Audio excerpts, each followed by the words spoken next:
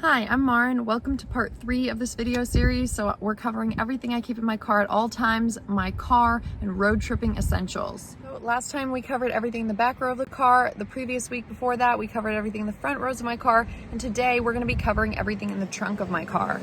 So let's get into it. Now there's not a ton of things in my trunk as you just saw, but I did take all the things out so that I could sit in the garage and be in a covered shaded area while I show you guys these things because it is roasting me out there. So the first thing I have always in there is a really good freezer bag. I basically use my freezer bags as coolers. I don't have a cooler. A good freezer bag I found works just as well as a cooler, and it's also collapsible so that when you're not using it, it can take up almost no space at all because it folds down to be completely flat. In the inside of my freezer bag, I do have some other collapsible, reusable bags, which are just really useful in general. And I do like these better than the paper bags or the plastic bags at the grocery store because these ones don't rip, and both the paper and the plastic bags do rip if you put more items in them or heavier things as well.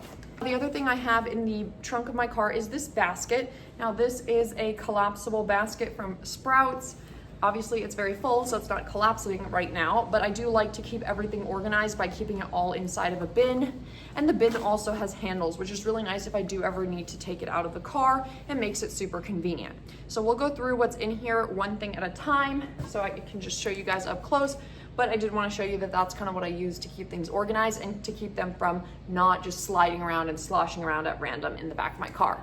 So the first thing I have right here is a blanket from IKEA. This was really, really inexpensive and it is just great, I think, to have a blanket in the car, whether you're camping or not, or you just get cold, or you need a spontaneous picnic blanket, or you need something that you can wrap around something breakable that you're trying to transport in your car. Having a blanket in your car can be really, really helpful and something that has definitely come into use many times for me. The next thing I have in here is going to be this little bag. This is actually a bag meant for produce and a reusable produce bag, but what I store in here is a bunch of different bungee cords, and bungee cords are super useful, again, if you're ever transporting anything or to try and keep things organized or to try to keep things together or to try to wrap something up tighter.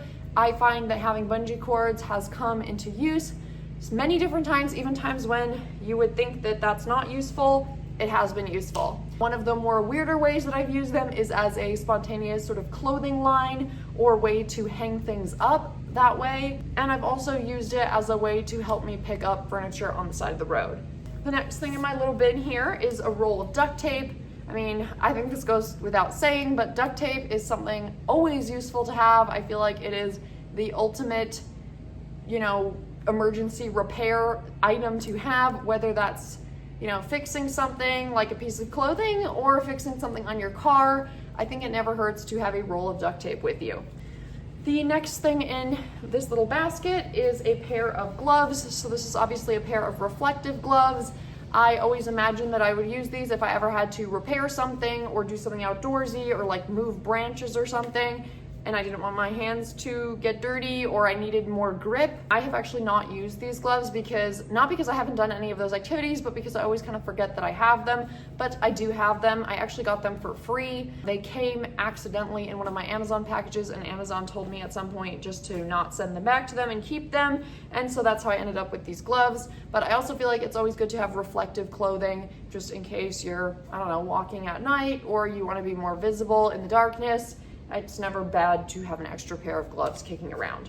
The next thing I have in here is an umbrella. Actually, I have 2 umbrellas. I'm not sure why I exactly have 2. I guess if I wanted to help out a friend, I could, but yes, I have 2 umbrellas, which obviously some climates that is much more useful than in other climates. The climate I'm currently living in, it is not always the most necessary thing, but I do still think they don't take up very much room, and you never know when they'll be helpful. Also, an umbrella can be a good way to shield yourself from the sun. It doesn't just have to be for rain.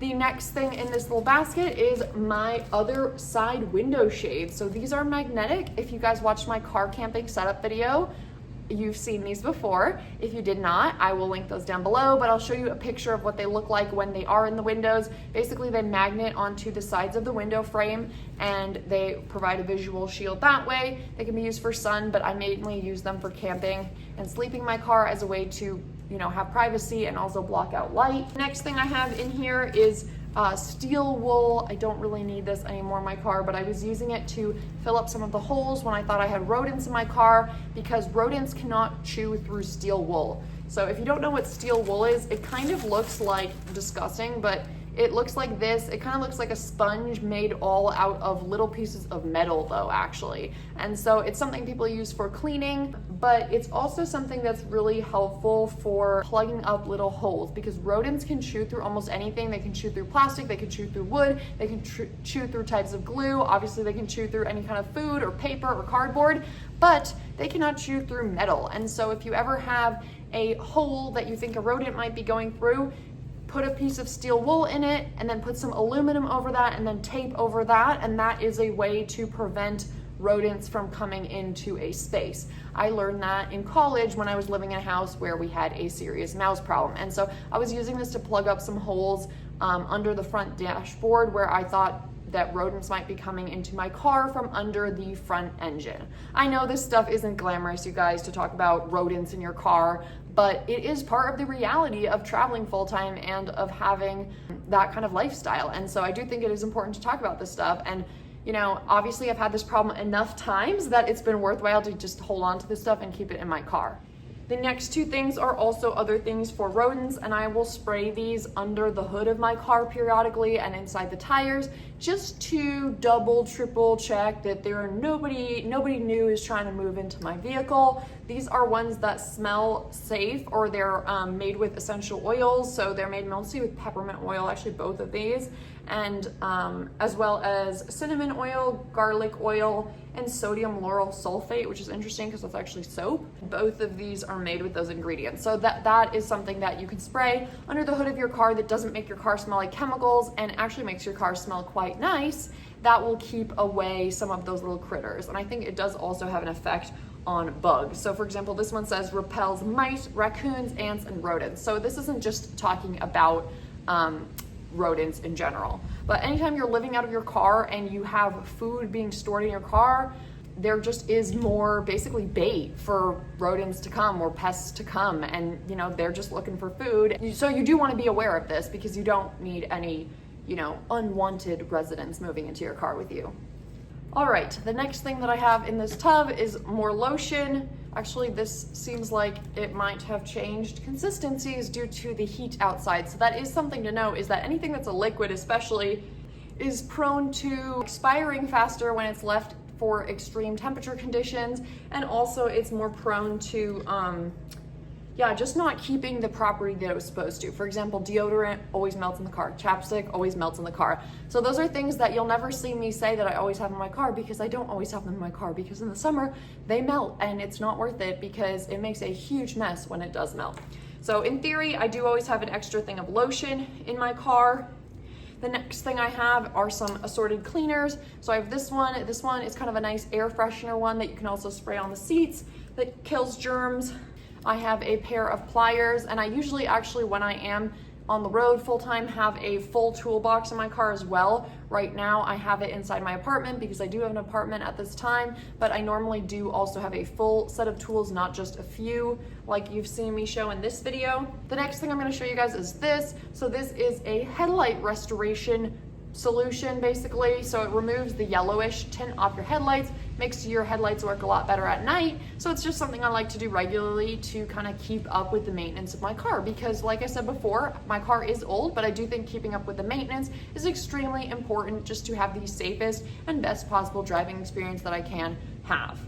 Also, in order to make my car last as long as it possibly can last, doing things like this, keeping up with the maintenance of it, is important. The next thing that I have in my bin feels hilarious because, again, it is 105 degrees outside today, but this is an ice scraper and a glove that comes with it, which is actually really nice because in the winter, when your hands get cold scraping ice, you can just put your hands in basically what's an oven mitt with a hole in the top, and then you can just scrape the ice off your car that way. But that is a nice little tool. Also, I have used this as like a little shovel kind of pick thing before to scrape other things, or to kind of like shovel a hole in dirt, because it does have a pretty good edge to it. But generally this is supposed to be an ice scraper, but it's small enough that I don't mind leaving it in my car year round, even though obviously I'm not using it year round.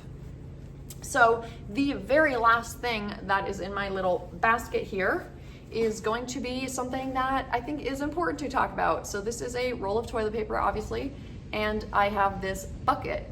And yes, I have used this bucket to go to the bathroom.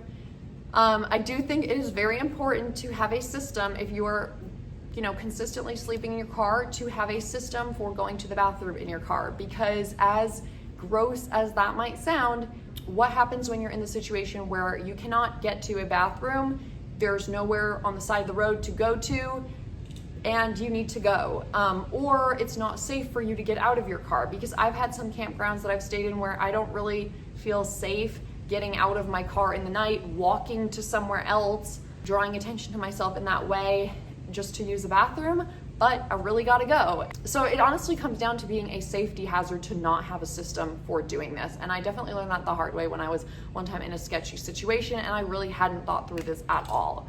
And so I like to think this is kind of funny. So this is a kind of protein powder that I like, but I think the letter P like pee and B like bucket. So it's the P bucket or the PB bucket. But anyway, I do think it's important to have some kind of system in place so that you can kind of squat down in your car and do what you need to do.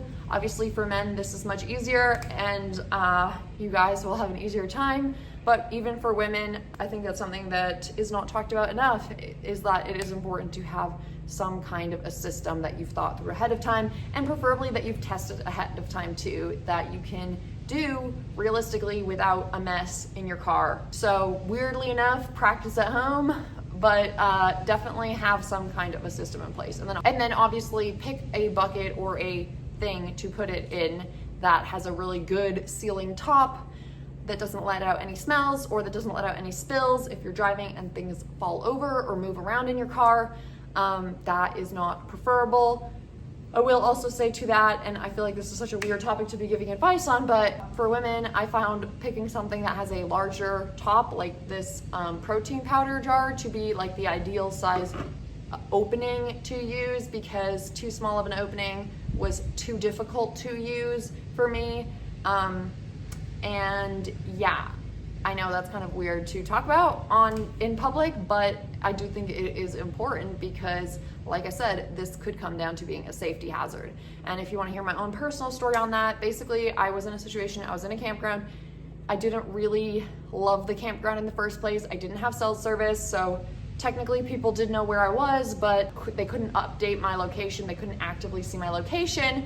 And then I went to the bathroom. I had a New Mexico license plate at the time, and I was in Washington State, so obviously quite far from my home state. And a group of guys was lingering outside of the women's restroom, and they kind of said something like, "Oh my gosh, like look at that girl, like she's from New Mexico." Like while I was in the bathroom, I could hear them talking about me after I'd gone in. They're like, "Oh, look at that girl, like she's from New Mexico, like did you see her car, blah blah blah." And it just made me so uneasy. And why are a group of 3 men hanging outside of the women's bathroom at around midnight? There was just nothing I liked about that situation, and to feel like you just really need to use the bathroom and feel so uncomfortable in that situation was really an awful feeling. And what I ended up doing was I got back to my car and I ended up leaving the campground because I just didn't feel comfortable after like hearing that conversation, seeing people lingering there. I just didn't feel comfortable actually spending the night there. That is a situation where I felt like I drew, unnecessary attention to myself. People saw me. I mean, I heard the comments they made. I mean, they didn't say anything that they would do. They were just, saying that they had noticed me, and I just really didn't sit right with me. And sometimes I think in these situations, the best thing to do is just trust your gut, even if you can't put your finger on exactly what made you uneasy about the situation or exactly what felt wrong about the situation. It's just better safe than sorry. And after that, I developed the system with this bucket, basically because I realized that not having a system, like I didn't want to have a system because I thought like that's gross, basically. And I realized that by not having a system, I was actually putting myself in danger. And so it wasn't a question of like, oh, that's gross, like I don't need to do that, I can just plan around, like I can just find a public restroom, or like I don't mind going in the woods if I really have to, kind of thing.